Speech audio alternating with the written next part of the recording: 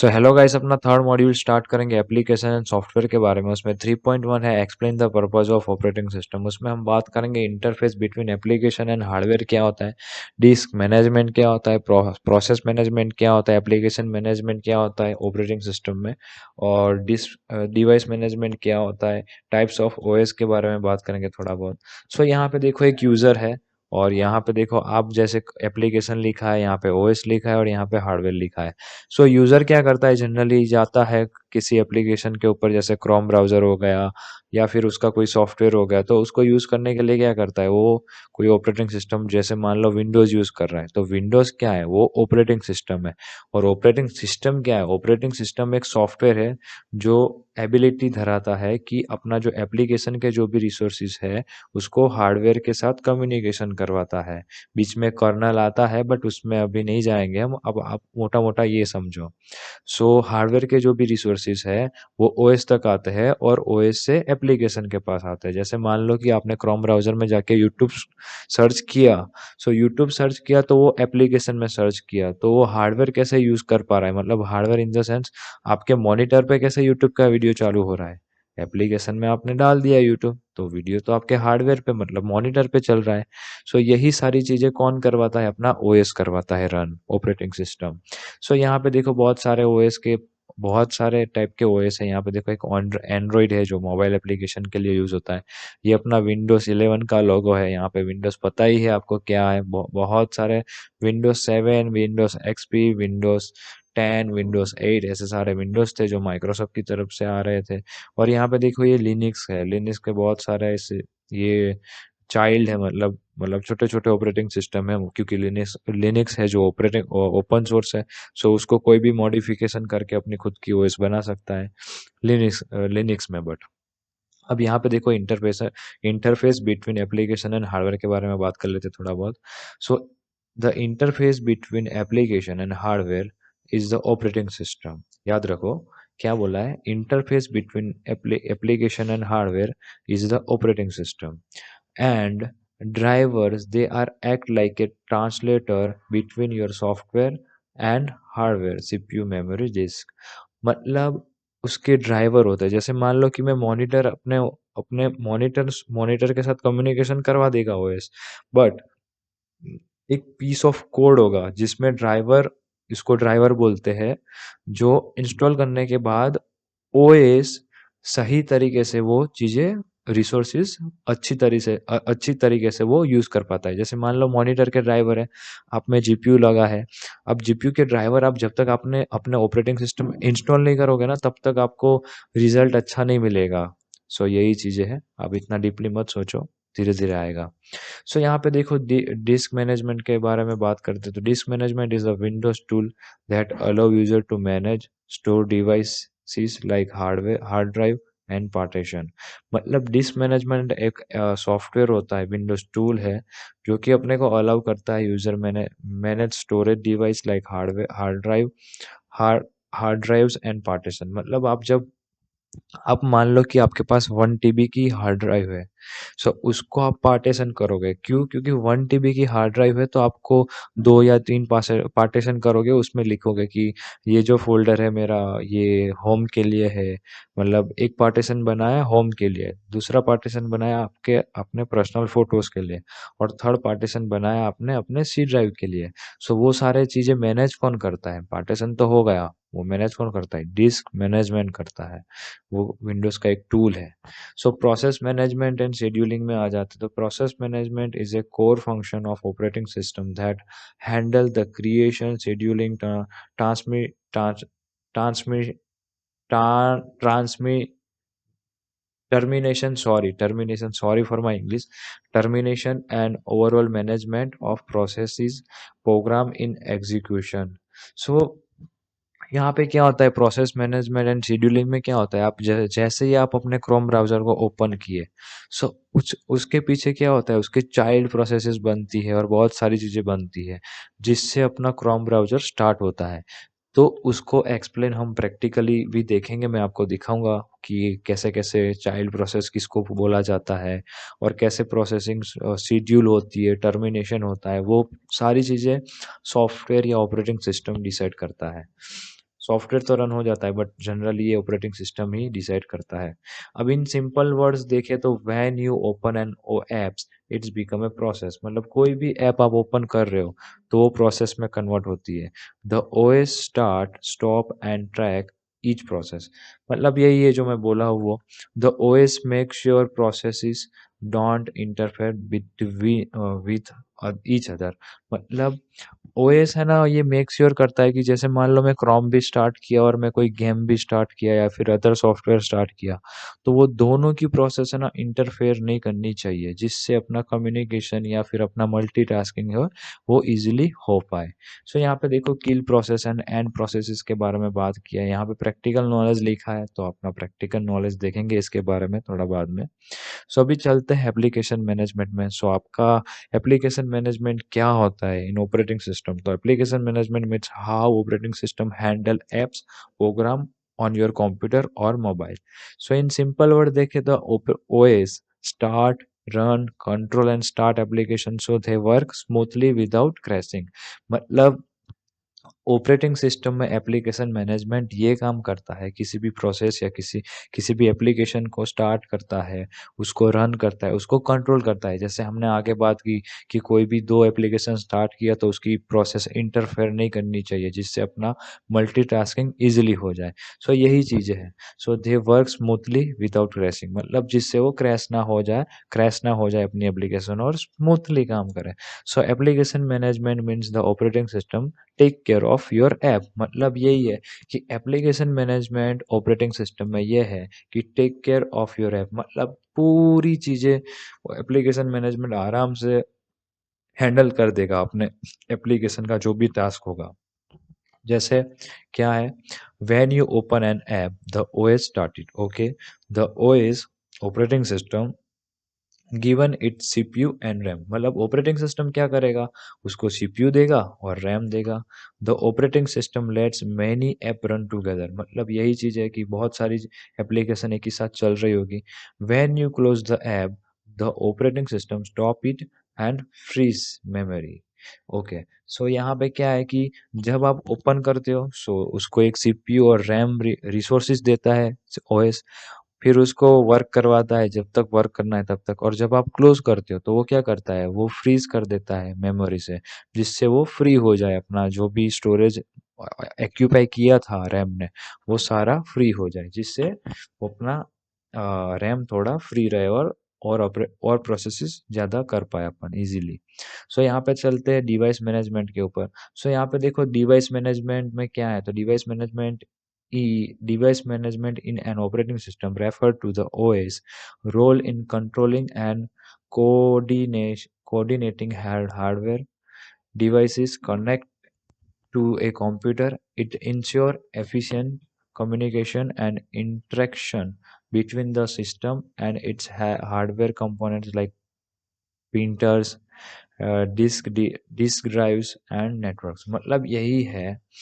Device management में क्या होता है, जैसे अपना एप्लीकेशन मैनेजमेंट में एप्लीकेशन को हैंडल करता था, वैसे ही ऑपरेटिंग सिस्टम डिवाइस मैनेजमेंट भी करता है, जिसमें अपना फ्लैश ड्राइव मतलब यूएसबी ड्राइव आ गया, यूएसबी पेन ड्राइव आ गई, अपना माउस डिवाइस है उसको मैनेज करना, प्रिंटर को मैनेज करना, कीबोर्ड को मैनेज करना, स्पीकर को मैनेज करना, फिर अपना ये हार्ड ड्राइव को मैनेज करना। सो उसको ऑपरेटिंग सिस्टम वर्क करवाता है स्मूथली और विथ मैनेजमेंट, कि जैसे मान लो कि ये सारी चीज़ें अपन यूज़ करते हैं तो उसको अपन मल्टीटास्किंग भी कर पा रहे हैं, तो किसके थ्रू, ओएस के थ्रू ही मल्टीटास्किंग कर पा रहा है।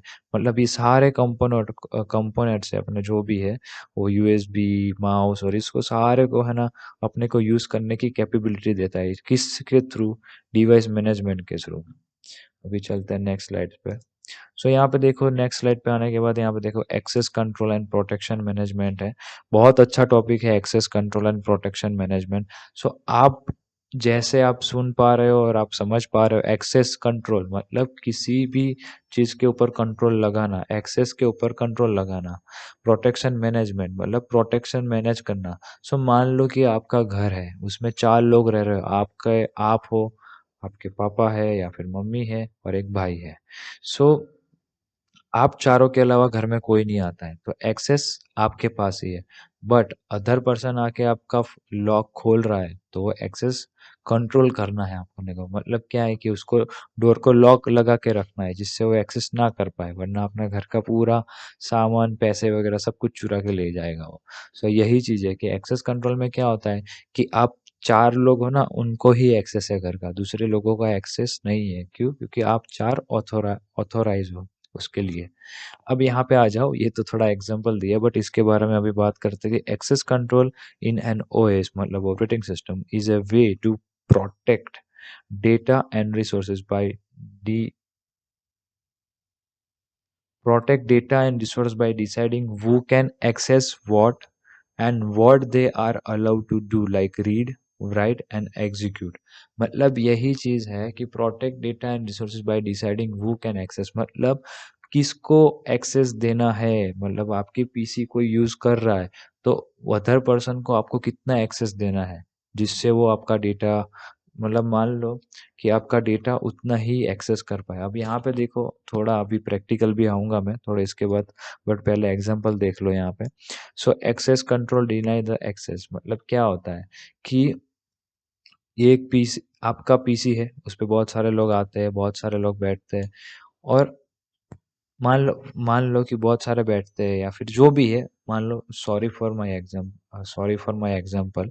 सो अभी देखते हैं दूसरा एग्जांपल के बारे में। जैसे मान लो कि एक एचआर डिपार्टमेंट है, और एचआर मतलब पता है आपको कि एक आईटी या एनी ऑर्गेनाइजेशन में, मतलब कोई भी ऑर्गेनाइजेशन में एक एचआर डिपार्टमेंट होता है। एचआर डिपार्टमेंट है और एक अपना सेलिंग डिपार्टमेंट है।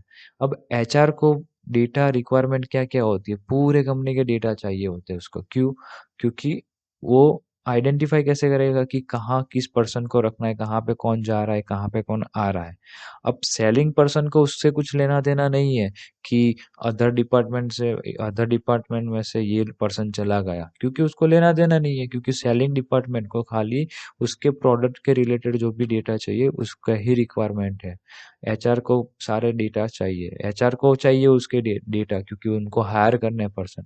बट सेलिंग वाले को तो रिक्वायरमेंट नहीं है ना, तो उनको एक एक्सेस कंट्रोल दिया जाता है, जिससे सेलिंग वाले जो पर्सन है वो किसी भी अदर डिपार्टमेंट के डेटा एक्सेस ना कर पाए। ऐसे एचआर में भी होता है कि वो सेलिंग वाले डेटा एक्सेस नहीं कर पाते, बट उनको नीड होती है तो वो परमिशन लेके एक्सेस इजीली कर सकते हैं।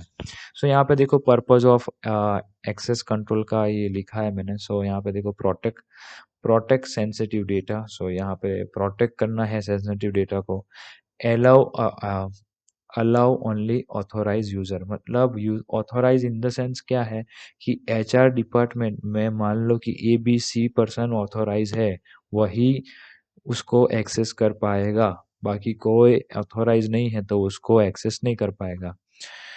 प्रिवेंट मिस यूज और damage secure file folder and hardware, यही चीज है।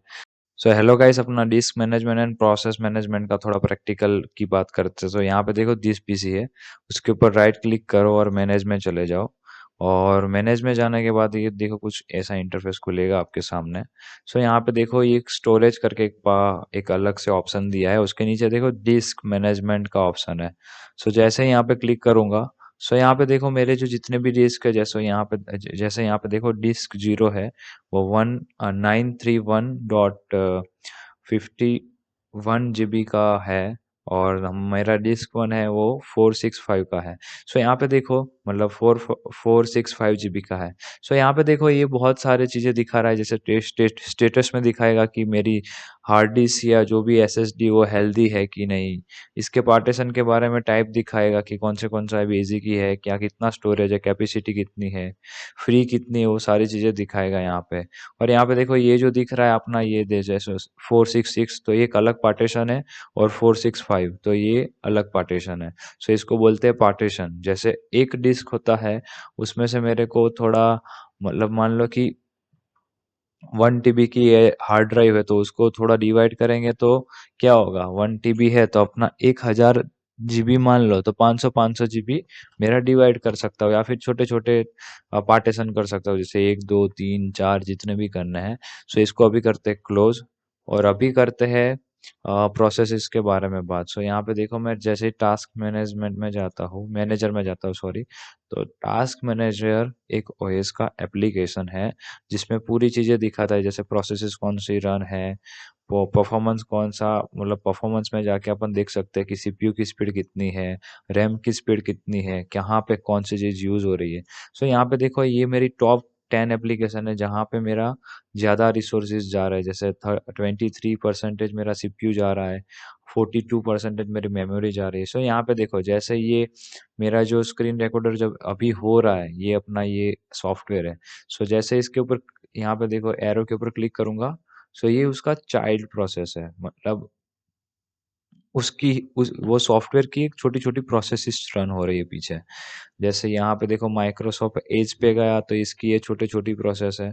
फिर अपना आ, और नोटपैड पे जाता हूँ तो इसकी एक छोटी प्रोसेस है ये। टास्क मैनेजर में जाओ तो इसकी छोटी एक प्रोसेस है। सीएमडी में जाओ तो इसकी एक छोटी प्रोसेस है। सो मेरा कंसर्न यही था कि प्रोसेसेस ये है जो ये देखिए आप दिख रहे हो ना, ये सब सारी प्रोसेसेस है जितनी भी दिख रही है आपको। सो यही था, देखते आगे। सो हेलो गाइस, हम प्रोसेस मैनेजमेंट एंड शेड्यूलिंग के बारे में बात कर रहे हैं अभी। सो उसके लिए पहले मैं एक एप्लीकेशन खोलता हूँ, नोटपैड। सो यहाँ पे देखो मैंने नोटपैड पे हेलो ऐसा लिखा। सो यहाँ पे सेव करने के लिए मेरे को कंट्रोल S दबाना पड़ेगा, बट मैं हेलो लिखा हूँ। उसके बाद मैं खोलता हूँ सीएमडी, और सीएमडी खोलने के बाद अपन पहले देखते हैं प्रोसेस के बारे में। सो यहाँ पे देखो कि प्रोसेस, सारी प्रोसेस देखने के लिए अपन एक 1 मिनट। सो यहाँ पे देखो सारी प्रोसेस देखने के लिए अपने को एक कमांड डालना है जिसका नाम है टास्क लिस्ट। सो यहाँ पे देखो बहुत सारे चीजें मिल गई मेरे को, जैसे इमेज नेम प्रोसेस PID मतलब process ID, session name, sessions और मेमोरी यूज। सो यहाँ पे अपने को फाइंड आउट करना है नोटपैड। अभी यहाँ पे हमने नोटपैड खोला है। सो यहाँ पे देखो notepad.exe की प्रोसेस आईडी है 11628। सो अभी इसको मेरे को किल करना है, तो कैसे किल करूंगा? सो टास्क किल फॉरवर्ड स्लैश PID मतलब प्रोसेस आईडी। यहाँ पे देखो मेरा नोटपैड यहाँ पे ओपन है, और यहाँ पे PID लिखने के बाद ये मेरा जो PID नंबर है वो डाल देता हूँ, 111 सो यहाँ पे देखो बोल रहा है set terminal signal to the process with PID 11628। So यहाँ पे देखो मेरे को जब अपन यहाँ पे क्लोज करते तो क्या आता है, सेव, डॉन सेव और कैंसिल का आता है। तो अभी मैं कैंसिल करता हूँ। अभी इसको मेरे को किल कर देना है, पूरा किल कर देना है, मतलब कुछ भी हो जाए इसको बंद करो। सो हम क्या लिखेंगे, टास्क, वही कमांड है किल, अपना PID क्या था नोटपैड का 11628, और फॉरवर्ड स्लैश F मतलब फोर्सफुल्ली इसको किल करना है। तो देखो अभी जैसे एंटर करूंगा नोटपैड मेरा क्लोज हो जाएगा। सो इसको बोलते हैं प्रोसेस को किल करना। उसमें ये शेड्यूलिंग का भी कॉन्सेप्ट होता है। सो अभी वो अपने आप ही शेड्यूल होता रहता है पीछे CPU के थ्रू। और सो यही था अपना पूरा सारी चीजें। So tata, bye bye, take care.